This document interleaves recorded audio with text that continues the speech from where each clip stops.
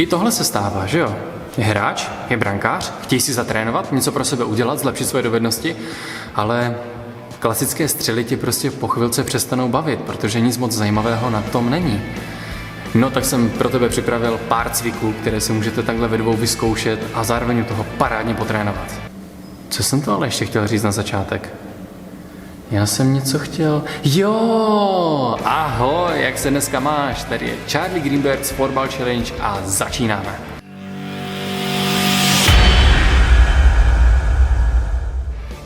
Nenechej se zmást. Trénink ve dvou, čili hráč a brankář, může být velmi užitečný a navíc to může být i velká zábava.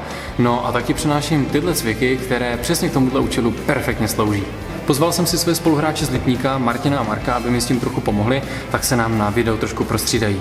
Jenom jsou trochu stydliví a nechce se jim mluvit, no tak i do toho nebudeme nutit. První cvičení se jmenuje falešný střelec. Tohle cvičení funguje tak, že hráč si vezme míček někam na půlku a začíná samostatným nájezdem. Ale na konci nevystřelí. Nicméně se začne motat kolem branky, začne si hledat úhly pro střelu, úhly pro kličku tak, aby brankáře nutil aktivně vykrývat prostor a samozřejmě zabránit gólu. Cílem je, že hráč nestřílí. Během tohohle cvičení prostě nevystřelí. Čili pro hráče i pro brankáře je tohle nesmírně užitečné cvičení, protože hráč se naučí v rychlosti hledat si úhly, kam by mohl míček zasadit, a brankář se snaží v rychlosti reagovat, ale hlavně udržet se na nohách co nejdéle v základním postoji a neskákat, protože samozřejmě i hned po prvním skoku je gólman překonán a to přece za to nestojí. Takže je to o schopnosti naučit se udržet základní postoj, vykrývat prostor pro hráče, najít si svoje místo pro zakončení, kudy by to v zápase šlo. Tohle cvičení dělejte minutku na úplně plné obrátky, pak si dejte 2 minuty pauzu a tenhle cyklus otočte aspoň 3krát a budete fakt borci, protože se u toho dost zadýcháte. Druhé cvičení se jmenuje skóre. To, že nemůže brankář hrát, je přece ale úplná blbost. Má přece výhozy. No, tak si můžete vlastně s hráčem zahrát takovou svoji malinkatou mikro soukromou ligu. Funguje to takto. Hráčovi se připočítá bod tím, že vstřelí klasicky branku. Brankářovi se připočítá bod tím, že třeba chytne střelu, vezme míček a hodí ho do branky, kterou má bránit hráč. Do druhé velké branky. Případně pokud nemáte 2 velké branky, stačí tam dát třeba 2 kužely. Pozor, ovšem, tohle není všechno. Celé tohle cvičení je o tom, že hrajete do 5 a ten, kdo dá prostě 5. gól, tak vítězí. Velmi užitečné je to proto, že se dostáváte pod tlak. Víte, že nechcete udělat chybu, protože jinak prohrajete zápas a tím pádem se snažíte dělat to nejlepší, co umíte. To znamená neriskovat, co nejlépe vykrývat prostor, nebo naopak najít nějakou skulinu a hecnout to, jestli to tam projde. Takže pamatujte na to, že jste pod tlakem, snažíte se za každou cenu vyhrát a předvést to nejlepší, co umíte. Na hráči je samozřejmě to, jestli pojede nájezd až k brance a dá gól, nebo radši bude střílet z dálky, aby potom měl lepší šanci bránit to, aby nedostal gól. To už je samozřejmě na vás. Tenhle zápas můžete hrát klidně 10krát za sebou, protože těch 5 gólů dáte poměrně rychle a postačí krátká pauza a můžete pokračovat. Tohle se dá točit skoro do nekonečna. Výborné na tomhle cvičení je to, že vlastně simulujete tu nervozitu, kterou můžete cítit při zápase. To znamená rozhodujících posledních 5 minut, kdy prohráváte o gól a musíte se dotáhnout, nebo naopak ubránit velký nápor soupeře. Je to velmi dobré cvičení na práci se svojí psychikou, abyste udrželi svoje nervy na uzdě a dokázali koncentrovaně podat skvělý výkon. Takhle si to můžete vyzkoušet s kamarádem, je to na pohodu a v zápase se vám to bude sakramensky hodit. Třetí cvičení se jmenuje trháky. Dlouho jsem hrál házenou a tam se samostatnému úniku říká trhák. No a já jsem se na to slovo tak zvykl, že ho prostě používám, zdá se mi jako adekvátní, je prostě fajn.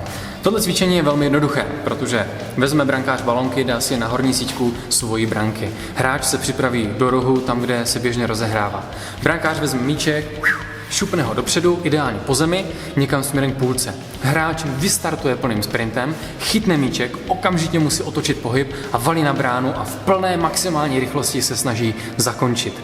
Hned jak zakončí, ať už dá nebo nedá gól, na tom nezáleží, vrací se zpátky do rohu, brankář bere další míček a posílá ho dopředu. Tohle je ta část pro hráče. A co dělá brankář? No ten má ještě jiný úkol. Hned potom, jak vyhodí míček, tak udělá slide na hranu velkého brankoviště, na roh, potom slide na druhý roh a vrací se do základního postavení. Tato situace je velmi podobná tomu, když například brankář právě rozehraje míčkem ve hře, nebo se spoluhráči vymaní z nějaké obranné akce, ženou si do útoku, ale o míček někde na půlce přijdou a soupeř valí okamžitě do protiútoku. Takže to v podstatě taková simulace herní situace pod tlakem v rychlosti, která reálně může mnohokrát během zápasu nastat. Pro hráče je tohle cvičení velmi užitečné, protože se naučí zakončovat po náročném sprintu, po velkém výdeji energie, kdy už potom se ruce začínají klepat a přesnost jde samozřejmě dolů. Takže tohle cvičení je velmi užitečné pro vypjaté a důležité momenty v zápasech, udržet se v klidu a i po náročném sprintu dobře zakončit.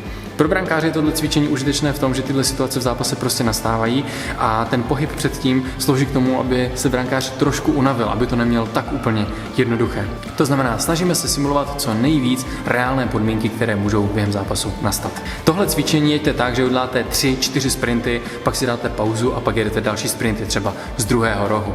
Tohle cvičení není o tom, že těch výběhů máte udělat 100 za ten svůj malý trénink. Je to o tom, že jich uděláte třeba 10 nebo 15, ale ve velmi vysoké kvalitě. No a jako bonus si dejte nájezdy. Přece jenom nová pravidla nájezdy hodně upravují, tím pádem golmani potřebují tuhle dovednost potrénovat, aby vás v zápase mohli podržet. Tím pádem určitě si dejte 10, 15, 20, klidně 30 nájezdů v klidu, vyzkoušejte si tu novinku s možností vrátit míček zpátky, když zachováte pohyb nohama dopředu, aby si váš brankář mohl vyvinout nový způsob a styl, jak bude tyhle situace chytat, aby vám v kritických momentech jako hráčům pomohl. Pro golmany je tohle cvičení jasné. Potřebujeme nabrat obrovské množství zkušeností na nový styl chytání upravených nájezdů. Zatím pořádně nikdo neví, jak na to, takže zkoušet, hledat, upravovat, vylepšovat a my na to přijdeme. Jsem si tím úplně jistý. Nezapomeň na to, že na e-shopu 21.cz máš slevu 10% na úplně všechno, dokonce i na slevněný zboží, když zadáš slevový kód FH21, který teďka vidíš na displeji. Lajkuj tohle video, odebírej kanál Florbal Challenge a už brzo se spolu uvidíme u dalšího videa. Já se na tebe moc těším, zatím se měj skvěle a trénuj.